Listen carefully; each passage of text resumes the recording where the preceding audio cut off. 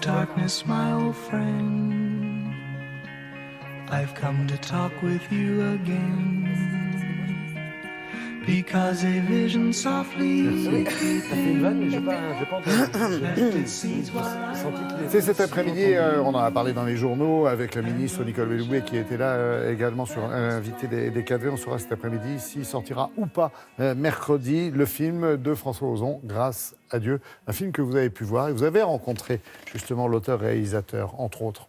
On guette toujours avec impatience un nouveau film de François Ozon, réalisateur engagé, qui ici raconte une histoire vraie, une affaire donc qui secoue la communauté catholique, l'affaire Prénat. Le père Prénat, un prêtre de Lyon accusé d'actes de pédophilie auprès de plus de 70 jeunes, des scouts de Lyon. Dans les années 80-90, 80-90, absolument. Le film, là, ce week-end, vient de recevoir l'Ours d'Argent à Berlin. C'est un prix très prestigieux, l'équivalent du prix du jury. François Ozon a remercié les victimes et il a expliqué avoir voulu, à travers ce film, dénoncer l'omerta, la loi terrible du silence qui règne encore dans l'Église avec ses faits de pédophilie. Pourquoi ce titre, Grâce à Dieu ? Grâce à Dieu, ce sont les mots que le cardinal Barbarin, l'archevêque de Lyon, avait prononcés à Lourdes en 2016 lors d'une conférence de presse. Grâce à Dieu, les faits sont prescrits. Et cette phrase-là, très malheureuse, avait choqué la presse et l'opinion publique. Alors ce film-là nous fait suivre. Il faut savoir que les noms sont vrais. Tous les noms dans ce film-là sont vrais. Le film retrace le combat de 3 victimes qui ont donc été abusées dans les années 80-90 et qui ont fondé cette association La Parole Libérée, justement pour qu'on arrête de garder le silence au sein de l'Église sur ces affaires-là. Nous avons rencontré François Ozon, le réalisateur, et Melville Poupeau, qu'on sait chanteur à 16h, qui joue ici une des victimes. Bonjour Melville, bonjour François, merci d'être avec nous. Je m'appelle Alexandre Guérin, père de 5 enfants. Je découvre il y a 1 mois, par hasard, que le père Prénat est revenu sur la région de Lyon, comme avant. Il t'a vu? Oui, je sais. Le point de départ, c'est de faire un film sur la fragilité masculine.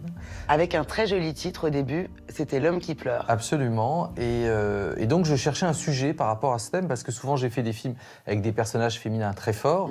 Et là, j'avais envie d'avoir des personnages masculins qui expriment leurs sentiments, leurs émotions. Les samedis après-midi, il m'emmenait dans le local photo de la paroisse. Il me disait, c'est notre secret. Je suis horrifié par ce que vous me dites. Je suis tombé un jour par hasard sur le site de La Parole Libérée. Comment on tombe par hasard sur le site de La Parole Libérée? On tombe jamais par hasard sur un site. C'est vrai que c'est un sujet qui me touche personnellement. Voilà, j'ai été enfant, j'ai vécu des choses, donc forcément, c'est quelque chose qui me touche. Et j'ai lu des témoignages, et notamment le témoignage du personnage d'Alexandre, que joue Melville. Enfin, moi, ce que j'attends, c'est une sanction de l'Église à son encontre. Je vais être clair avec vous, le père Prénat restera toujours prêtre. L'enfance, la foi, le pardon, je pense que François savait aussi que c'était des choses qui me travaillaient. J'avoue que c'est aussi pour ça que je me suis senti à l'aise dans le rôle et dans les émotions que je devais mettre en jeu et que François a filmé, c'est que c'est des choses qui sont très profondes, ancrées en moi, mais je pense en tout le monde. La pédophilie, mais aussi le pardon, la foi, la famille, et le film pose des questions, justement. Il va falloir faire quelque chose. Il faut réunir d'autres victimes. J'attends depuis toujours ce moment, que je puisse enfin tout raconter moi aussi. C'est important. Ce que je trouvais beau dans cette histoire, c'est que c'était des catholiques, des gens qui avaient la foi, qui avaient mené ce combat. C'est des gens qui croient au message du Christ et qui se rendent compte que toute cette pédophilie, ça va à l'encontre de l'Église. Donc ils se battent pour que les choses changent au sein de l'Église. Et nous, ce film, on ne l'a pas fait contre l'Église, on l'a fait pour que l'Église continue à exister et qu'elle se transforme. Et surtout que les bonnes décisions soient prises une fois pour toutes. Parce que les paroles sont bonnes, le problème sont les actes. C'est pas à charge contre les personnes, c'est plus que ces personnes sont aussi elles-mêmes victimes d'un système et d'une institution qui n'arrivent pas à bouger, à se renouveler et qui subit une omerta terrible. Donc c'est vraiment pas contre les gens, mais plus pour essayer de faire en sorte que, même à l'intérieur de cette église qui est censée diffuser un message de paix, une bonne nouvelle, et ben y a beaucoup trop de choses qui ne vont pas. Mais pourquoi tu fais tout ça, papa? Pour que ce que j'ai subi se reproduise plus.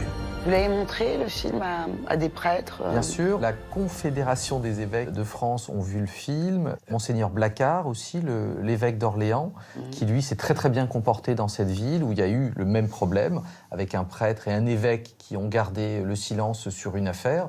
Donc non, on sent un retour très positif de la communauté catholique et pour nous c'est important.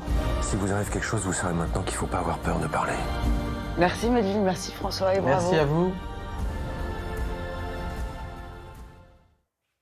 Un film remarquable de justesse qui devrait donc sortir ce mercredi, alors que le lendemain, le 21 février, commencera le tout premier sommet sur les abus sexuels au Vatican. Donc il se passe vraiment des choses à ce niveau-là dans l'Église aujourd'hui et c'est tant mieux. Merci beaucoup, Charlotte.